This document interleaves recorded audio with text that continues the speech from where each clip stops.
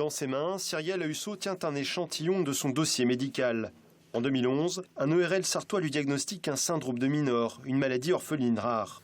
Depuis, la jeune femme enchaîne les rendez-vous médicaux pour tenter d'atténuer ses symptômes. Je fais des malaises et je ne tiens pas debout. Donc ça m'oblige à rester couchée. Je souffre de perte de mémoire à court, moyen et long terme. Dans une conversation, je peux répéter des fois, plusieurs fois la même chose. Donc ça peut sembler assez bizarre pour les gens. Chaque jour ou presque, Cyrielle tient un carnet de tous ses malaises, 14 en un mois. Elle souffre également d'hyperacousie. Elle entend tous les sons de façon amplifiée. Le syndrome de Minor est une anomalie au niveau du canal supérieur de l'oreille. Seuls 200 cas existent en France. Un syndrome qui a bouleversé le quotidien de Cyrielle.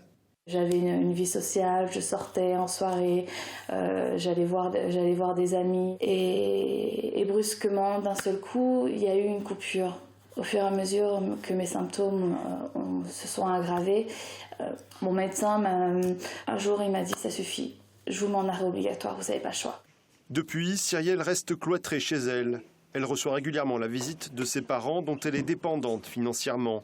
Là, je t'ai amené tes courses. Avec seulement 460 € par mois d'allocation handicap et de RSA, l'ancienne assistante de direction n'a pas de quoi vivre. Voilà. Vous aidez Cyrielle financièrement? Financièrement, oui, à payer certaines factures du quotidien et puis l'alimentation, parce qu'elle ne peut pas, sinon elle ne se nourrit pas. Le syndrome de Minor, les associations ne connaissent pas et on me répond partout « votre fille est majeure, en plus, pourquoi vous occupez d'elle ?» Mais personne ne veut s'en occuper, même que ce soit au niveau assistance sociale, partout, on me répond « non ».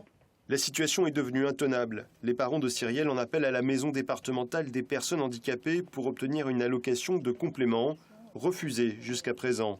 De son côté, Cyrielle continue de se soigner pour un jour reprendre le fil d'une vie qui ne sera plus tout à fait comme avant.